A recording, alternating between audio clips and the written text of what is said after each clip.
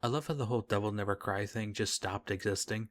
My headcanon is that somewhere in Devil May Cry HQ there's an old and dusty Devil Never Cry sign that just hasn't been used in years.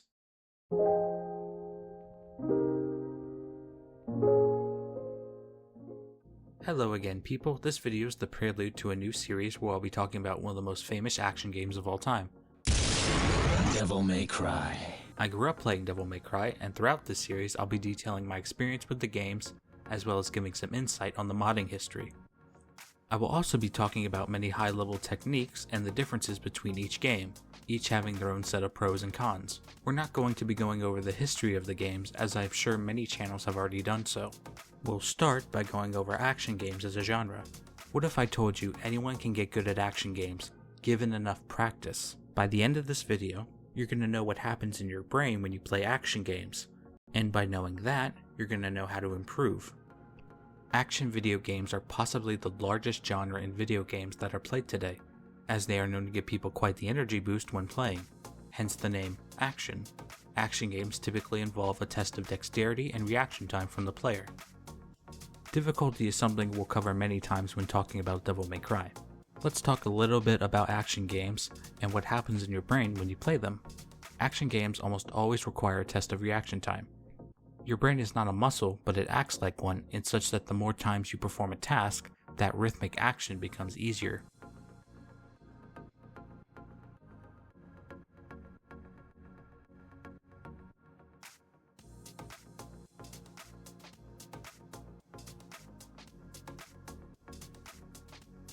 Like in math class, once you figure out how to properly complete a math question, you can do it again much easier the second time. When playing an action game for the first time, you're slow because your brain is not used to the motions of your hands that are required to play it consistently. With every action, your brain needs to send the electrical signal down to your fingers. Learning a new set of controls may not seem like a difficult idea on paper, especially to someone who's already versed in action games, but it is a hurdle to overcome. Action games test your ability to react to audio, visual, and touch-based stimuli. Did you know that your brain actually responds to these at different speeds? Vision response is actually the slowest response compared to sound. That's why when making an action game, it's always a good strategy to put in an audio cue before an enemy's attack.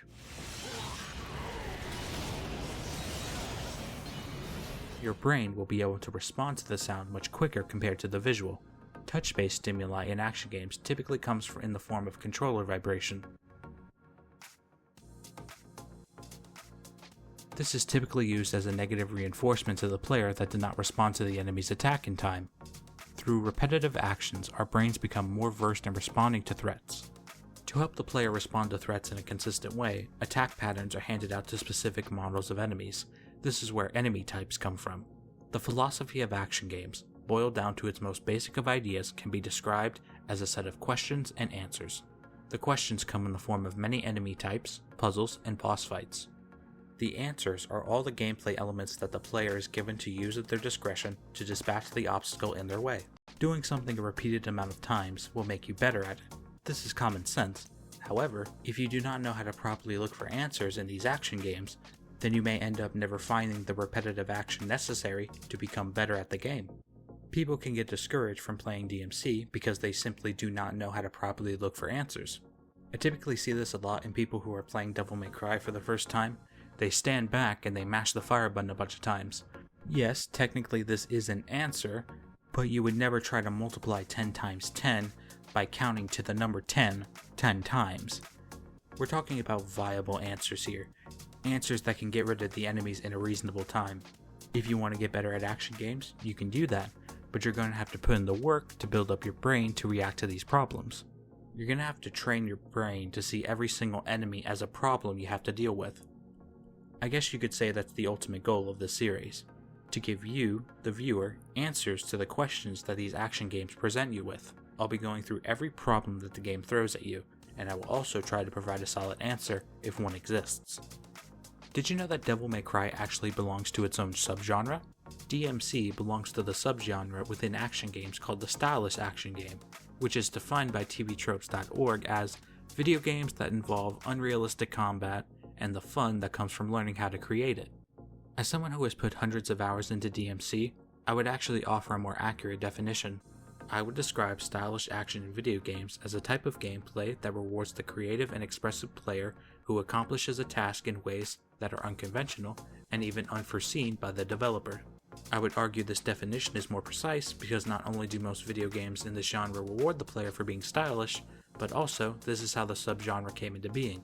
Devil May Cry's classic enemy juggling mechanic was actually born from a glitch from one of the original Onimusha games. Remember that because I will reference that when talking about the later games. Stylish action games are known as a subgenre because they are action games, but they offer something more. And by more, I mean more answers. In a stylish action game like DMC, you can slash, kick, punch, dash, shoot, explode. You have many options at your disposal. All are great answers to the questions that are posed by the developers. Finding solutions to problems is what the human brain is all about, so no wonder action games and video games in general are so popular. The brain works on a positive feedback loop response system.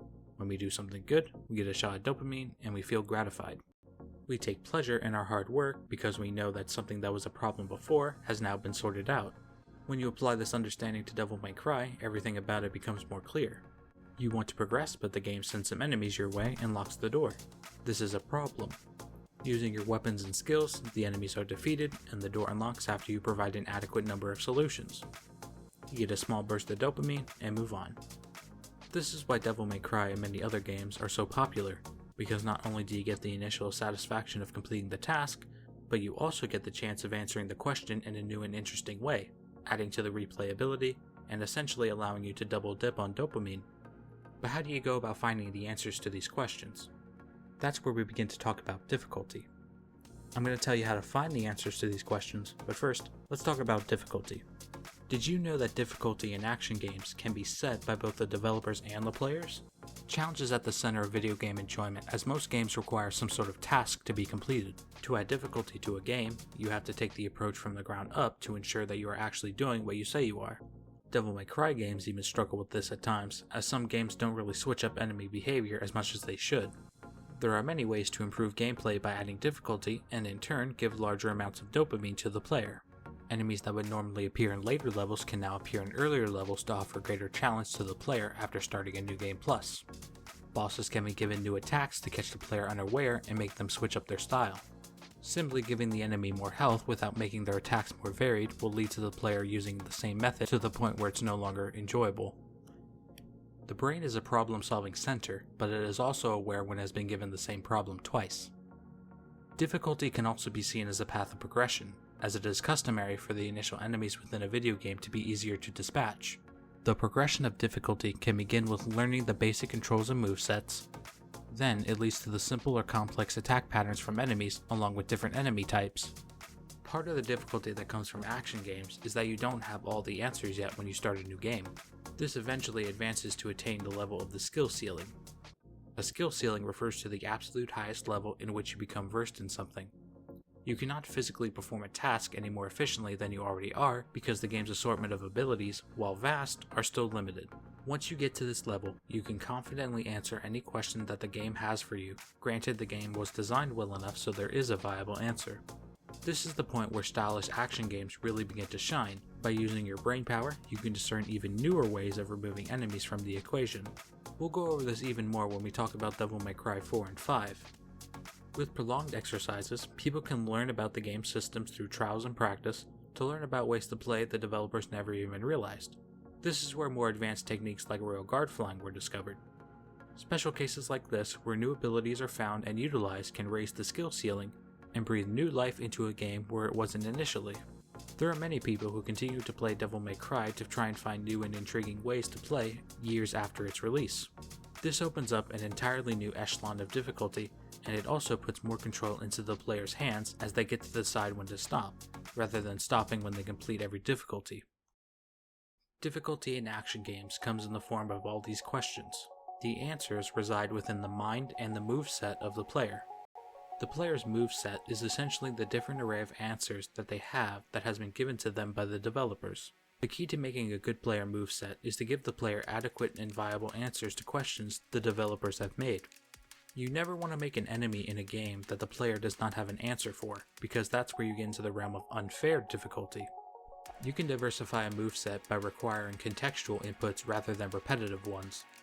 Examples include, but are not limited to, position of enemy, position of player, and directional inputs, just to name a few.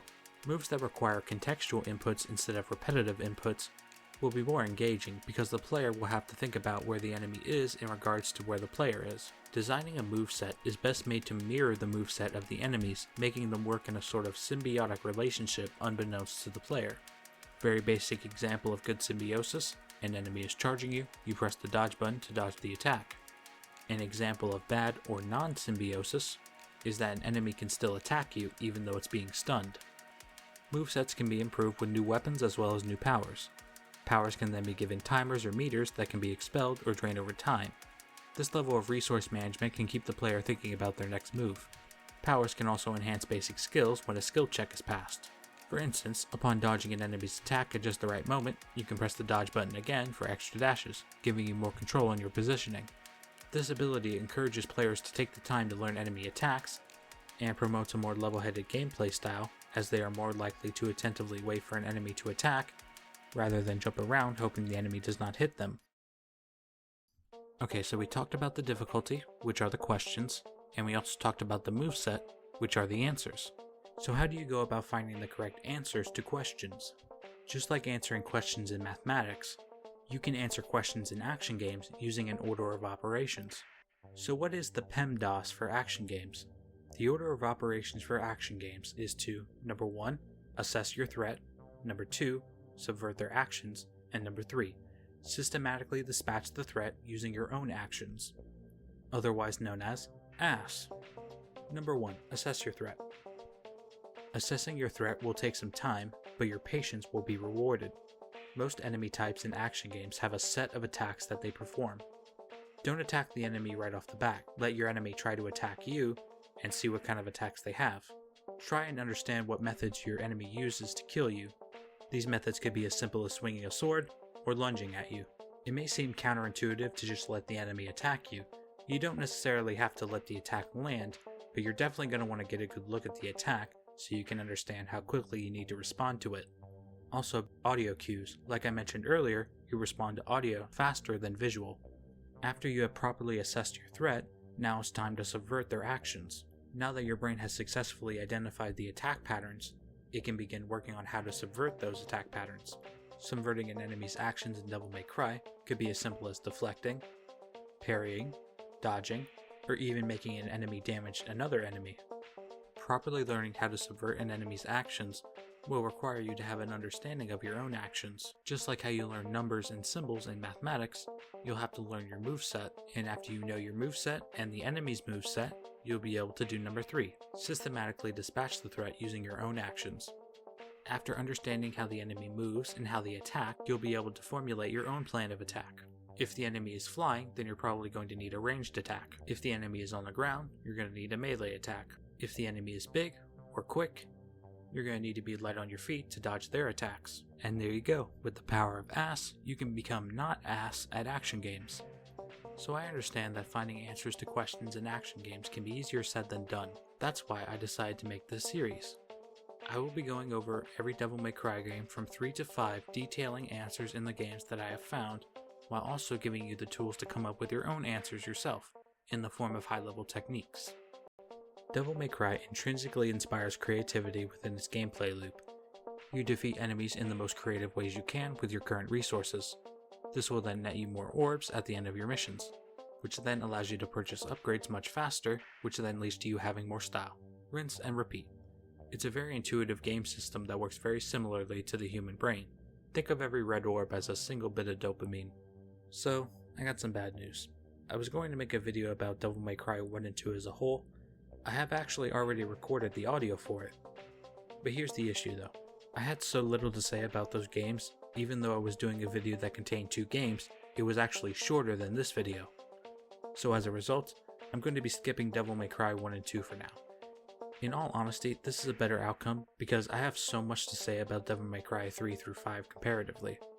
My Devil May Cry 3 script as of right now is almost twice as long as this one. I don't feel like I would be doing Devil May Cry 1 and 2 a justice if I made a cruddy 13-minute video about 2 games. I will eventually come back to these games as I feel like given enough time, I could make something better. But for now, I'm going to stick with what interests me the most and just start off with Devil May Cry 3. Devil May Cry 3 will be part 1, part 2 will be about Devil May Cry 4 and 4 Special Edition respectively, and going over the subtle differences between them. Part 3 will be all about Devil May Cry DMC, the reboot, and finally, part 4 will be about Devil May Cry 5 and the extensive modding capabilities the game has.